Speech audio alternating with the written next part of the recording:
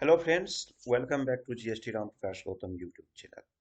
अभी स्क्रीन पे आप एक जजमेंट देख रहे हैं जो कि दिल्ली हाई कोर्ट का है और वो है दीप्ति वर्सेस अनिल कुमार का, जो कि डाइवोर्स का एक जजमेंट है, यानी कि तलाक का एक जजमेंट है।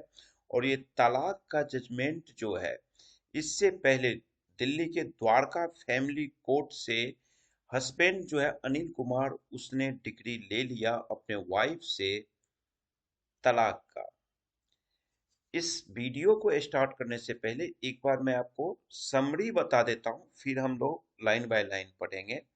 इस केस में क्या हो रहा है कि अनिल कुमार फैमिली कोर्ट में जाते हैं और वो कहते हैं कि उनकी पत्नी शादी की पहली रात से ही उनके साथ वैवाहिक जिम्मेदारियां जो है उसको पूरा नहीं कर रही है, यानी कि उनकी पत्नी उनके साथ शारीरिक संबंध बनाने से मना कर रही है। और 2002 में शादी होती है और उनको लगभग 2018 में इनका जजमेंट आता है फैमिली कोर्ट से। 2018 में ये, यानी कि लगभग 30 से 35 बार ही अपने पत्नी के साथ शारीरिक संबंध बनाते हैं।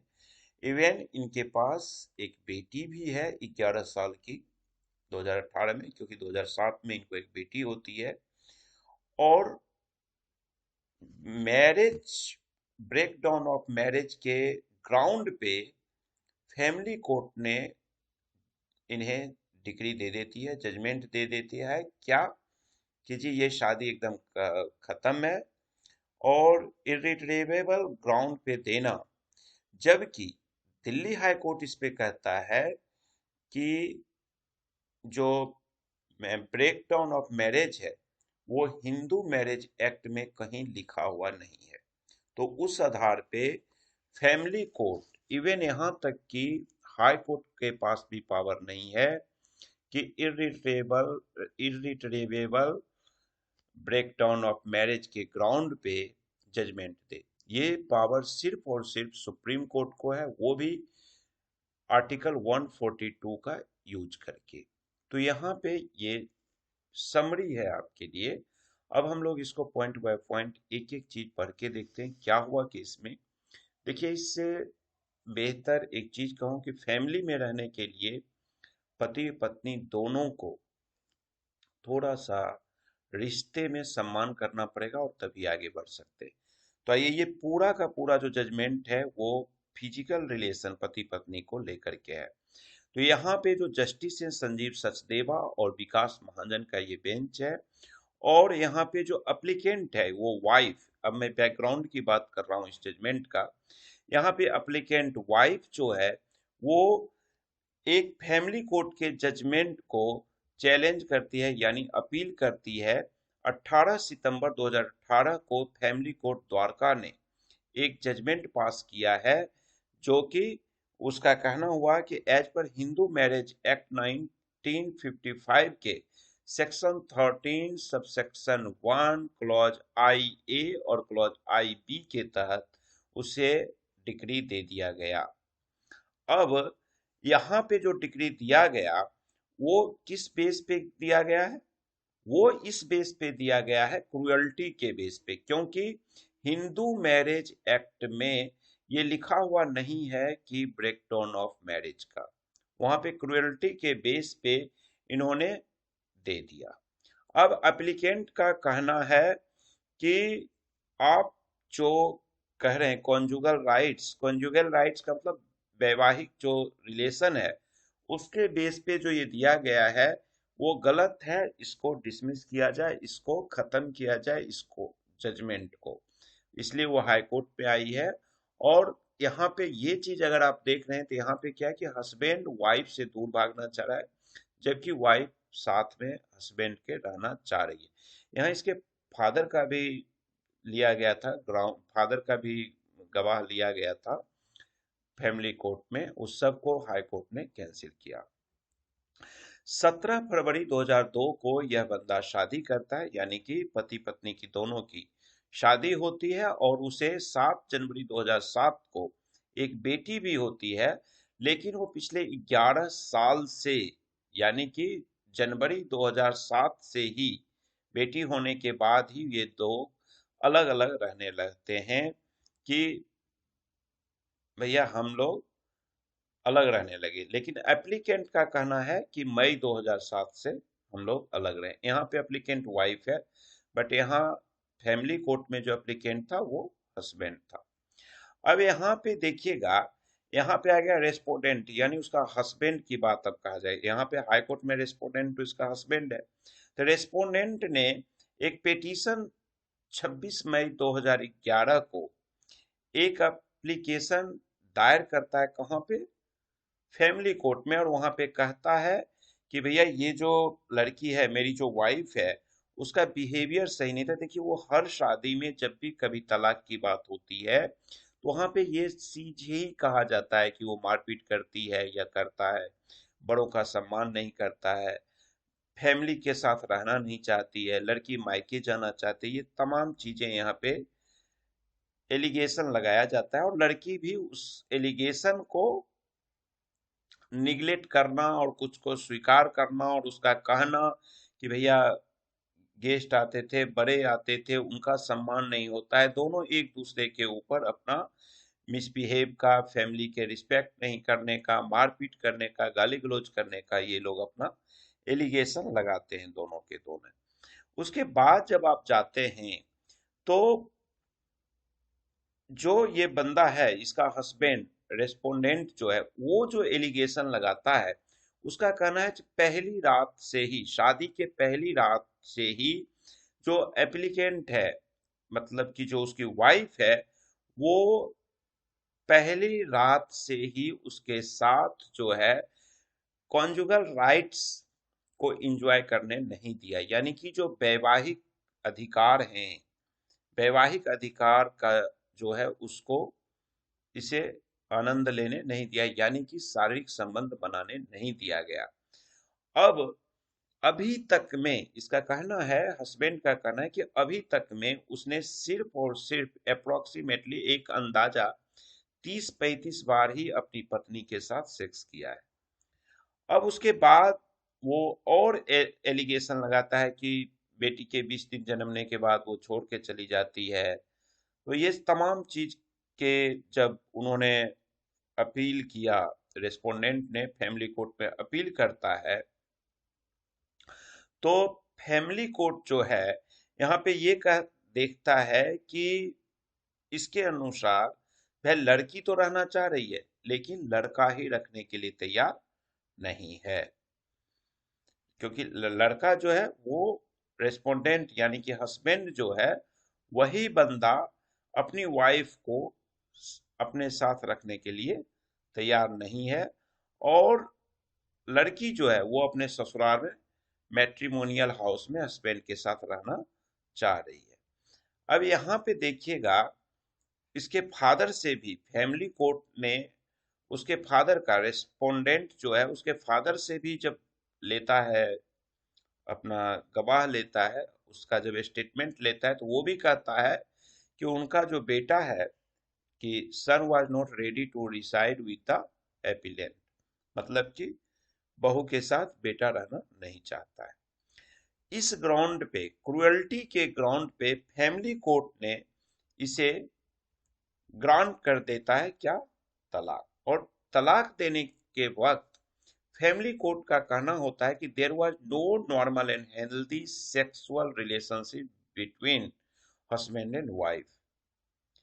और इसके कारण, मतलब कि एक सही सेक्सुअल रिलेशन पति पत्नी के बीच नहीं है। शादी जो है, किसी भी शादी के लिए सेक्स जो है वो फाउंडेशन माना जाता है, उसका जड़ माना जाता है। As a, it has been well settled that normal and healthy sexual relationship between both spouses is one of the basic ingredients of happy and harmonious marriage, as the marriage without sex is an anathema। कि अगर पति पत्नी के बीच sex नहीं होता है, शारीरिक संबंध नहीं बनता है, तो शादी जो है वह सेक्स के बिना एक अभिशाप है। और सेक्स जो है शादी का एक फाउंडेशन है, एक आधार माना जाता है। तो यहाँ पे उनको लग रहा था कि इन दोनों के बीच जब शारीरिक संबंध नहीं है और लंबे समय से रह रहे हैं तो ये शादी ब्रेकडाउन ऑफ मैरिज हो गया और उसने इसी ग्राउंड पे जाकर के तलाक दे देता है। अब यहाँ पे एक आप चीज देखिएगा कि लगभग 11 साल से इनका मानना है फैमिली कोर्ट का कि लगभग 11 साल से ये दोनों पति पत्नी अलग रह रहे हैं और इनकी शादी टूट चुकी है और यह अब रिपेयर भी नहीं किया जा सकता है, यानी कि दोनों में अब समझौता की बात नहीं है। तो इसलिए इसी ग्राउंड पे उन्होंने तलाक का जो डिक्री है वो ग्रांट कर दिया। फैमिली कोर्ट ने तलाक एक्सेप्ट कर लिया इसके हस्बैंड का एप्लीकेशन और तलाक दे दिया, पति पत्नी को अलग कर दिया। तो पत्नी फिर यहाँ पर जाकर के हाई कोर्ट में इसी केस को, इसी जजमेंट को चैलेंज करती है और हाई कोर्ट में ये सारी चीजें बताया जाता है। और यहाँ पे अब अगर आप देखिएगा तो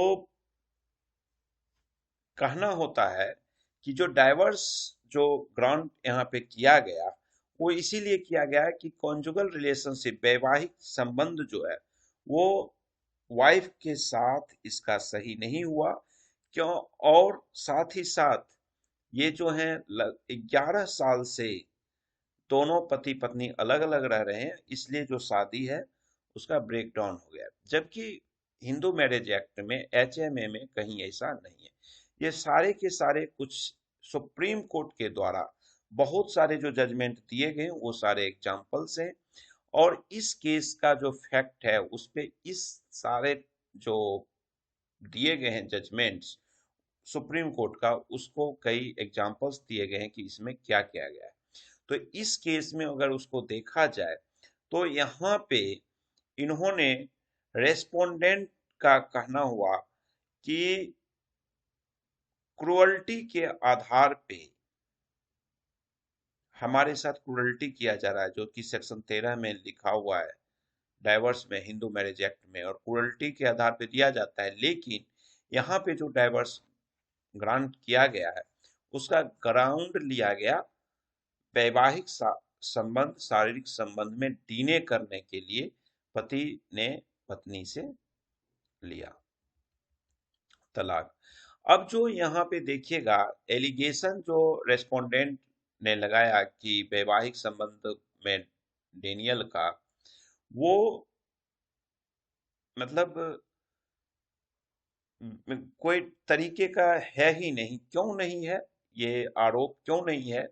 और वो कह रहा है कि मैं मात्र 30-35 बार ही अपने पत्नी के साथ संबंध बनाया हूं। तो यहाँ पे ये चीज प्रूफ होता है कि कभी भी this clearly shows that there was never any complete denial. मतलब अगर 30-35 बार भी शारीरिक संबंध बनाया गया तो इसका मतलब पत्नी ने कभी मना नहीं की, कंप्लीटली मना नहीं की। कंप्लीटली अगर मना की होती तो 30-35 बार भी शारीरिक संबंध नहीं बनता, पति पत्नी के बीच सेक्स नहीं होना था। अगर 30-35 बार हुआ है शारीरिक संबंध, पति खुद इस बात को एक्सेप्ट हस्बैंड कर रहा है, तो इसका मतलब कि कंप्लीट रूप से मना नहीं किया गया। फर्दर आगे कहा जाता है कि 7 जनवरी 2007 को आपको एक बेटी भी होती है और एज पर रेस्पोंडेंट यानी कि पति के अनुसार उसका कहना है कि वह लड़की, उसकी पत्नी 28 जनवरी 2007, यहाँ पे ना मिसप्रिंट है जजमेंट में, ये 2007 है, ये 17 लिखा गया तो मैंने इसको सही कर लिया है, तो आप लोग 2007 पढ़िएगा। वो घर छोड़ के भी चली जाती है। अब देखिए कि यहाँ पे बच्चे का जन्म होना, जो girl child has been born, ये क्लियरली करता है कि जो हस्बैंड का एलिगेशन है कि वाइफ जो है वो वैवाहिक संबंध बनाने नहीं देती है, वो टोटल का टोटल इनकरेक्ट है। भैया इनकरेक्ट इसलिए है कि कहीं ना कहीं अगर संबंध नहीं बनाया गया, अगर वैवाहिक संबंध नहीं बनाया गया, जो वैवाहिक राइट्स है पति पत्नी के बीच शारीरिक संबंध बनाने का, अगर वो शारीरिक संबंध नहीं बनाया गया तो फिर बेटी कैसे हुई? ठीक है।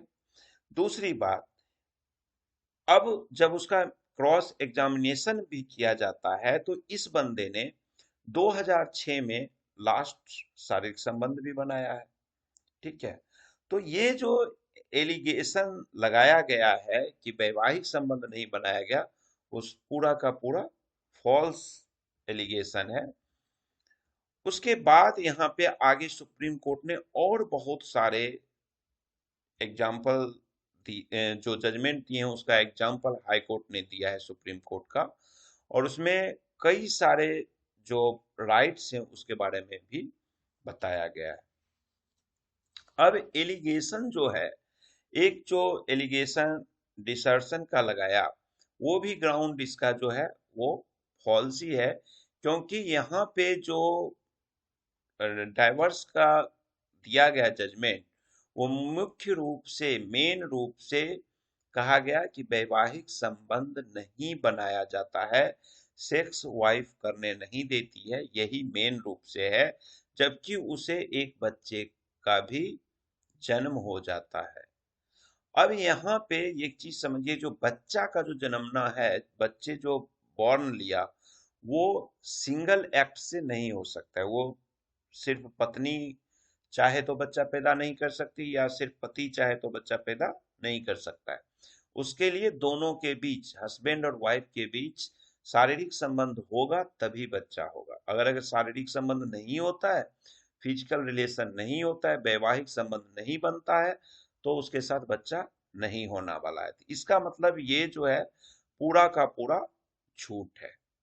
ठीक है, अब यहाँ पे इस जजमेंट में एक चीज और देखिएगा कि एपेलेंट जो है consistently maintain that she wanted to live with the respondent. ये चीज फैमिली कोर्ट ने भी कहा कि पत्नी जो है वो तो चाह ही रही है अपने पति के साथ रहने के लिए, लेकिन पति ही जो है वो बार बार अपनी वाइफ के साथ नहीं रहना चाह रहा है, और ये चीज उसके फादर से भी लिया गया। अब यहाँ पे ग्राउंड देखिए कि coming to therefore of the breakdown of marriage, breakdown of marriage क्या, जो यहाँ पे जजमेंट दिया गया क्रुअल्टी के बेस पे, या ब्रेकडाउन ऑफ मैरिज के उसमें देने दिया गया है जजमेंट फैमिली कोर्ट की तरफ से, वहां पे अगर देखिए तो पहली बात तो ये Hindu family act, sorry Hindu marriage act जो है उसमें ये लिखा ही नहीं है। ठीक है, इरेट्रेवेबल ब्रेकडाउन ऑफ मैरिज लिखा ही नहीं है। उसके बाद इस एक्ट में ही जो सबसे पहला पॉइंट है कि इस एक्ट में ही ये चीज नहीं दिया गया है ब्रेकडाउन ऑफ मैरिज का, तो भैया फैमिली कोर्ट ने जजमेंट क्यों दे दिया और किस आधार पे दे दिया, ये दिल्ली हाई कोर्ट का कहना है। दूसरी बात ये कहता है कि आप कहते हो कि सेकेंड पॉइंट में कि जो एप्लीकेंट है, यानी जो महिला है, स्त्री है, लड़की है, वाइफ है, वो क्लियरली फॉल्ट नहीं है क्योंकि उसका कोई सबूत नहीं है। आप कहते हो कि भैया मैं पति पत्नी के बीच संबंध नहीं बनाया, तो इसका क्या सबूत है आपके पास? किसी भी पति के पास ये सबूत क्या है? और दूसरी बात, अगर इस जजमेंट से थोड़ा सा मैं आगे चल के बात करूं, तो नॉर्मली आप समझिए किसी भी बच्चे का बायोलॉजिकल फादर कौन है ये सिर्फ और सिर्फ मदर को पता है।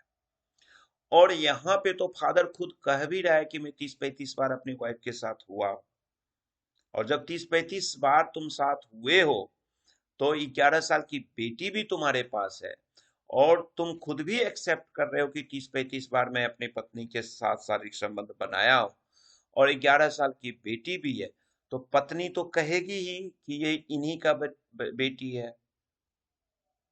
तो इस ग्राउंड पे आप ये नहीं कह सकते हैं कि मुझे शारीरिक संबंध बनाने नहीं दिया।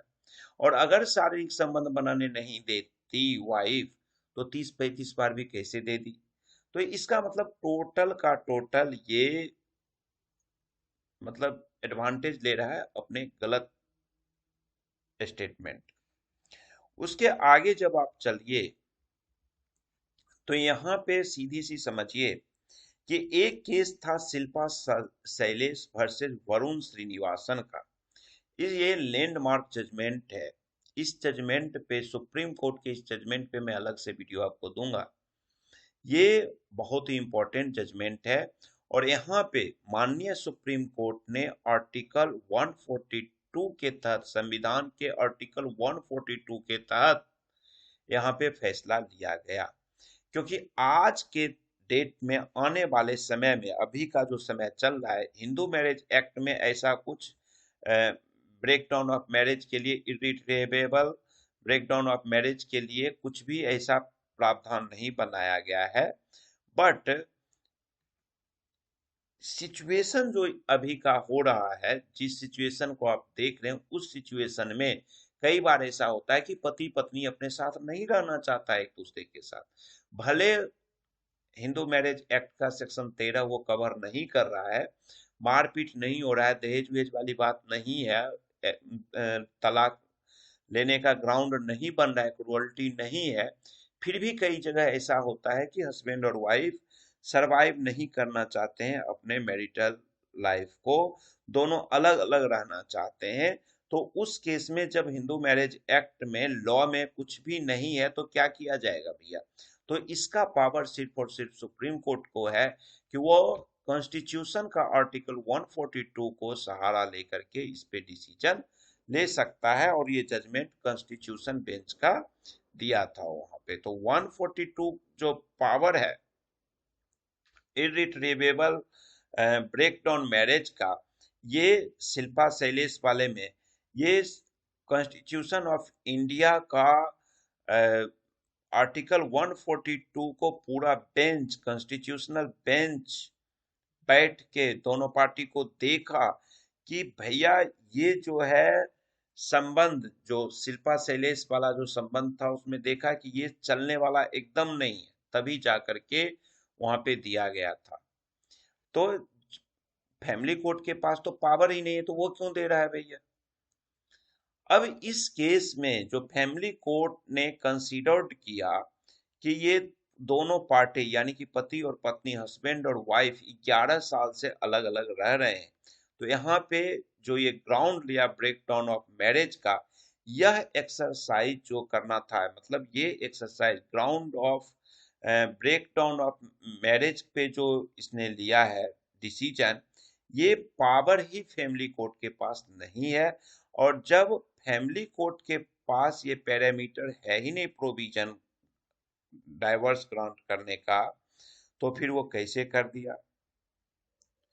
Irretrievable breakdown of marriage is not a ground in the act. Act में ही, पूरे एक्ट में भी ही इरिट्रेवेबल ब्रेकडाउन ऑफ मैरिज का कोई फॉर्मूला नहीं है कि उसके आधार पे फैमिली कोर्ट जजमेंट दे दे हस्बैंड को। तो यहाँ पे ये पावर जो है सिर्फ और सिर्फ किसके पास है? सुप्रीम कोर्ट को। अब यहाँ पे देखिए, इवन सुप्रीम कोर्ट भी जब ये फैसला करता है, तो इसके लिए वो क्या किया? अंडर आर्टिकल 142 संविधान का लिया, कॉन्स्टिट्यूशन का लिया। उसके बाद इसने शिल्पा शैलेश वाले केस में ये देखा था, और वहां पे एक वर्ड उसने लिखा कि grant of divorce on the ground of irretrievable breakdown of marriage by this court is not a matter of right but a discretion which is to be exercised with great care and caution, keeping in mind several factors ensuring that complete justice is done to both parties. It is obvious that this court should be fully convinced that satisfied that the marriage is totally unworkable, emotionally dead, and beyond salvation, and therefore dissolution of marriage is the right solution and the only way forward, that the marriage is irretrievably broken down is to be factually determined and formally established। वहां पे पूरे आधार से देखा गया कि 142 के तहत इसलिए लिया गया कि ये जो शादी है इमोशनली भी खत्म हो चुका है, ये शादी टोटली अनवर्केबल है, इसको अब कुछ नहीं कर सकते हैं। दोनों हस्बैंड और वाइफ के बीच की जो दूरी है वो बहुत ज्यादा हो चुकी है, यहाँ पे अब हम चाह करके रिपेयरेबल नहीं है ये रिलेशन, अब तब जा करके उसने डिसीजन दिया गया था शिल्पा वाले केस में। अब इसी सारे व्यूज को देख करके जो 18 सितंबर 2018 को द्वारका फैमिली कोर्ट ने डिसीजन दिया, जजमेंट दिया डाइवोर्स का, क्रुअल्टी के ग्राउंड पे और ब्रेकडाउन ऑफ मैरिज के डाउन पे, वो सस्टेनेबल नहीं है। अब जब सस्टेनेबल नहीं है तो क्या होगा? The divorce petition filed by the respondent is dismiss, इसका डिसमिस कर दिया गया और इनका ये जजमेंट डिसमिस और वाइफ केस जीत जाती है क्योंकि वो पति के साथ रहना चाहती है। तो देखिए यहाँ पे अब इस जजमेंट से हटके मैं एक मैसेज आप लोगों को दूं कि प्रेम करिए और प्रेम को फैलाइए। फैमिली को चलाने के लिए थोड़ा सा दोनों को, हस्बैंड और वाइफ को देखना पड़ेगा, अपने आप को रिस्पेक्ट करना पड़ेगा और अंडरस्टैंड करना पड़ेगा। इस तरह से नहीं कि कोर्ट में इसलिए हम पहुंच रहे हैं कि पत्नी सेक्स करने नहीं दे रही है और इसका कोई ग्राउंड नहीं होता है, पत्नी सेक्स करने देती है नहीं देती है। ये कोई पशु हम नहीं है कि खुले में कर रहे हैं और लोग वीडियो बना करके प्रूफ दे देगा या हम वीडियो बना के प्रूफ देंगे, ये पॉसिबल नहीं है।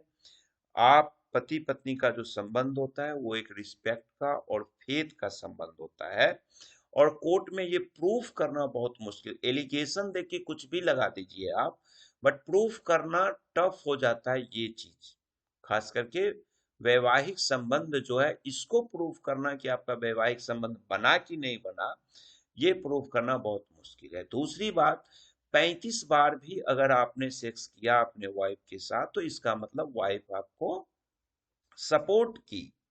दूसरी बात, इस बात को हाईकोर्ट, दिल्ली हाईकोर्ट ने भी माना कि बच्चा कैसे होगा, बेटी कैसे हुई। हाईकोर्ट ने ये भी कहा कि सिंगल एक्ट से बच्चा नहीं हो सकता है, उसमें दोनों आपस में साथ हुए। और 30-35 बार साथ होने का मतलब ऐसा होगा कि हो सकता है लड़का जो है हस्बैंड मारपीट करता होगा, जिस दिन मारपीट करता होगा, क्रुअल्टी हस्बैंड की तरफ से होता होगा, उस दिन वाइफ उसके साथ नहीं रिश्ता बनाती होगी। 30-35 बार जो रिश्ता बना, ये तो कह रहा है 30-35 बार, कोर्ट में कह रहा है, कबूल कर रहा है। बाकी तो ये चीज प्रूफ करने का चीज है नहीं, सबूत का कि कितनी बार उसके साथ हुआ। लेकिन जब एक बेटी है तो इसका मतलब संबंध तो बना आपस में, तभी बेटी हुई। बिना संबंध बने तो बेटी होना है ही नहीं, जो कि एक्ट नहीं करेगा। किसी सिंगल आदमी के एक्ट करने से थोड़े बेटी या बेटा या बच्चा हो जाएगा। ठीक है, क्लियर? तो यहाँ पे आप लोग मुझे 8448610923 पे व्हाट्सएप करके बताइएगा कि दिल्ली हाई कोर्ट का ये मानना कितना सही है। हस्बैंड को फैमिली कोर्ट से जो डिग्री दिया गया डाइवोर्स का, तलाक का, वो कितना सही है। वाइफ का अपील करना दिल्ली हाई कोर्ट में, वो कितना सही है, क्या होना चाहिए क्या नहीं होना चाहिए, तो ये आप लोग हमें बताइएगा। इस जजमेंट को मैं अपने फेसबुक और टेलीग्राम चैनल पे डाल देता हूँ, वो लिंक भी कमेंट बॉक्स में, आप मतलब डिस्क्रिप्शन बॉक्स में मैं दे रहा हूँ, वहां से जिनको जजमेंट चाहिए वो डाउनलोड कर सकते हैं। उम्मीद करता हूँ कि ये एक्सप्लेनेशन मैंने सही से किया है, कहीं से आपको कोई मिस्टेक लगे तो आप हमें 8448610923 पे जरूर बताइएगा। आप हमारा टेलीग्राम चैनल ज्वाइन कर लीजिए, जहां जीएसटी, कस्टम, इनकम टैक्स और इस तरह के सारे जजमेंट्स को रिसर्च करके आपके पास हम लाते हैं।